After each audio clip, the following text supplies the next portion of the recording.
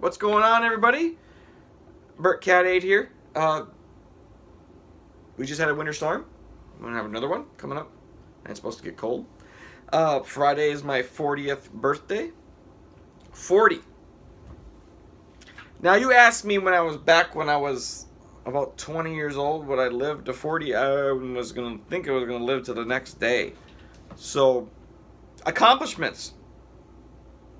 Every little thing matters. It does. 2 cards today.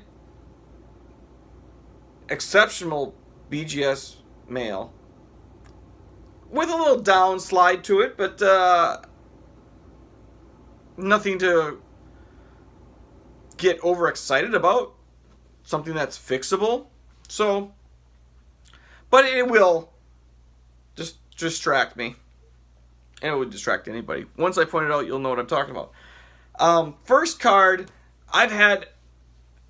BGS is just really expensive right now. And I have a backlog of stuff I want to get done. But this one was sitting and sitting and sitting. And I decided to send it in with this order.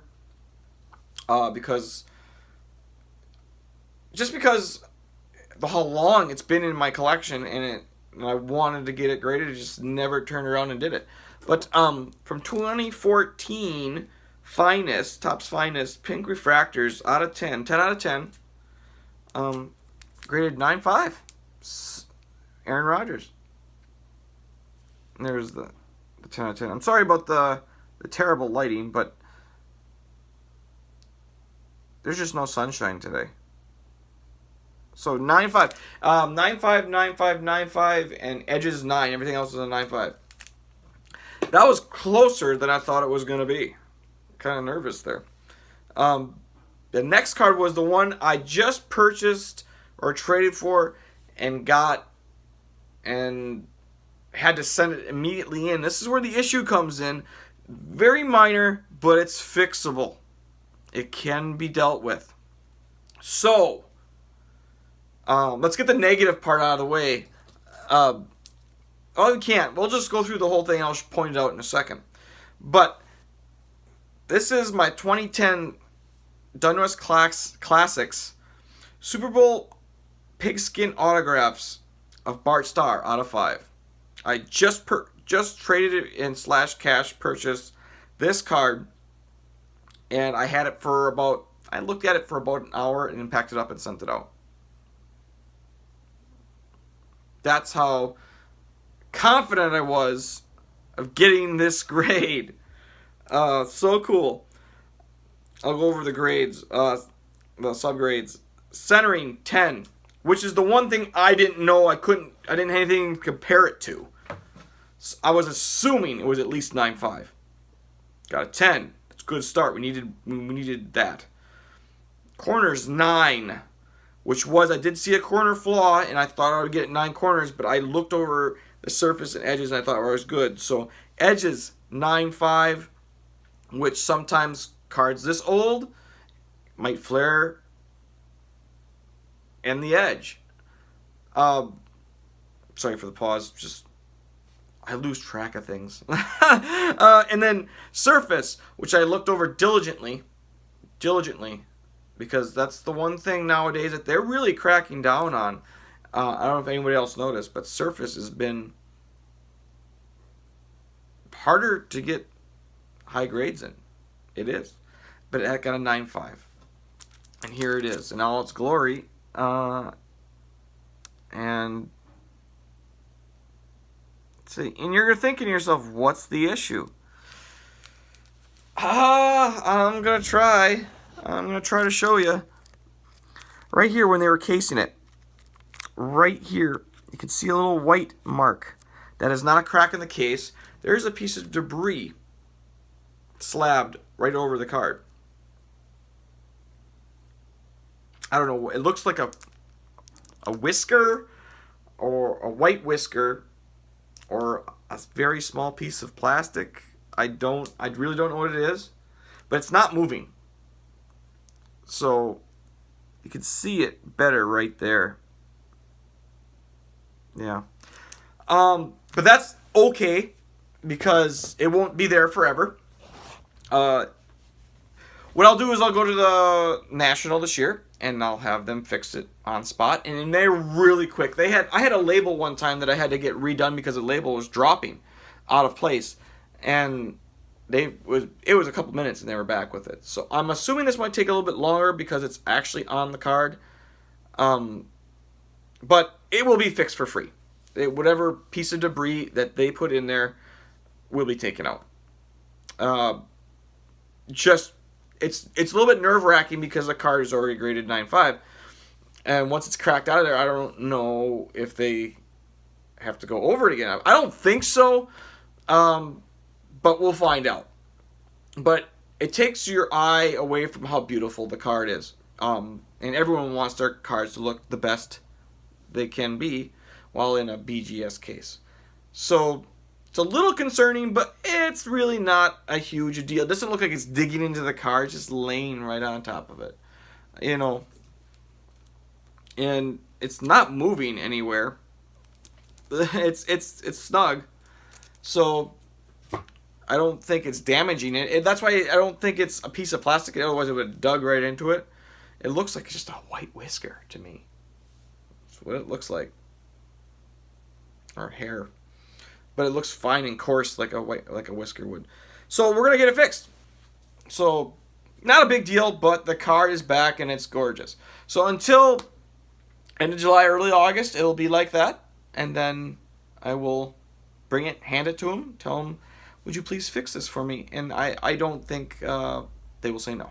They will say it's their mistake and take care of it. And if it has to be reslabbed, it's going to be on their dollar, not on mine. And I know those people pretty well now. After this many years, they kind of remember who I am. At least the one guy does, and he'll work with me. So not overly worried about it. But I will get it fixed, and BGS is good about it. Okay, the other thing with the card, it's not a bad thing, good thing. I was doing research on the card, research stuff. You can't just buy a card with this kind of significant history and not do your research on it. A piece of ball that I have in there has faded lettering on it, but it's the letters are ERN. So I looked up replica Super Bowl II footballs, and I looked up actual Super Bowl II footballs that aren't cut up. And what was on Super Bowl II footballs was underneath some other stuff, but it said Eastern Conference and Western Conference right above each other, right above and below each other. So I have the ERN from either Eastern or Western wording, which is pretty darn cool, which makes it even more legit for me. I wish I knew which one it was, but you can't tell because it's the same lettering. But very, very cool, and it's very hard to look at unless you have the card in your hand. It's there, and I actually have some more stuff on the side, imprinted on the ball that I can't make out. It's another letter, maybe. It might be the C in conference. Earn Conference, so Western Conference or Eastern. It might be the beginning of the C in the conference.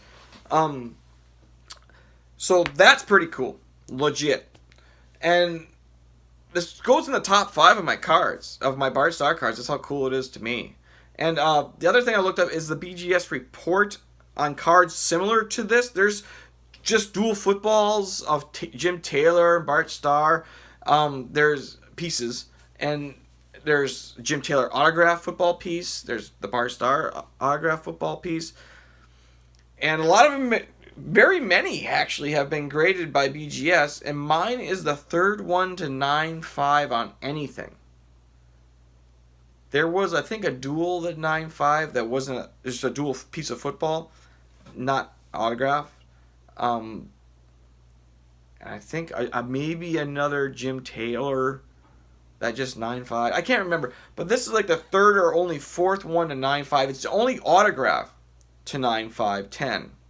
Everything else has been below 9 and below on any autographs. This card was graded by BGS a card was this, not the exact same card, but one of the other 5 was graded in 2012, and it's a 910. So, thick card, harder to grade, but when you see something, you kind of know it's going to be good. My eye is getting better and better at what I think will grade out, and it didn't take me long to figure it out. It's I use an LED light, helps a lot. It helps me with a lot of surface things. But like I said, the one thing I was most worried about was centering, because I didn't have nothing to compare it to. There's no border to the card.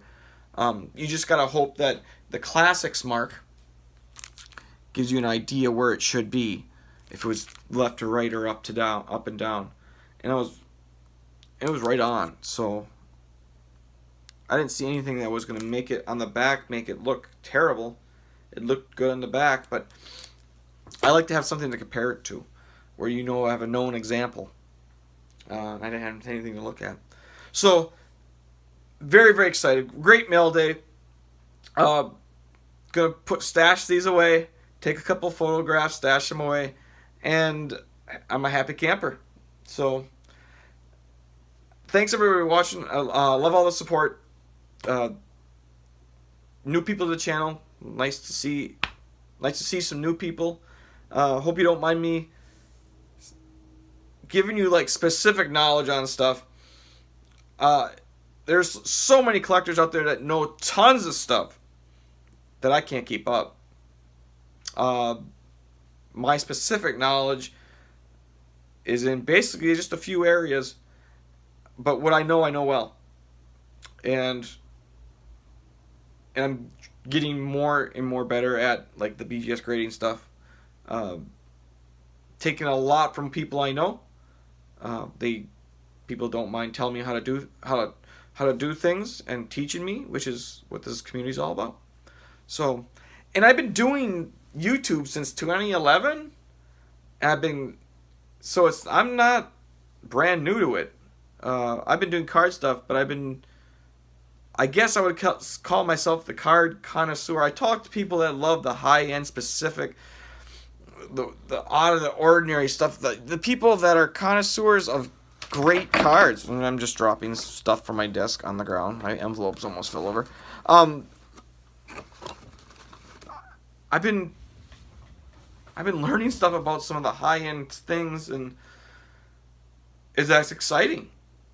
And making my way through this hobby, I believe how most people do. Start out low and just keep gradually going higher, and if your budget allows, to get some really crazy stuff. So that's what I do. I don't try to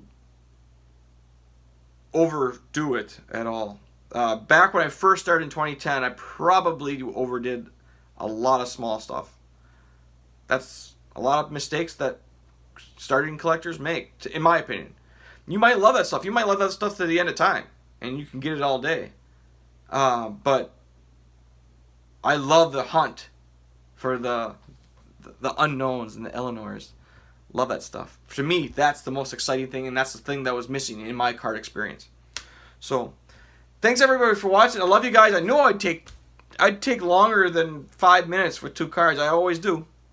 I'll see you next time. I don't have much coming in, but that changes constantly. Thanks everybody for watching. I love you. Love you guys. Take care. See ya.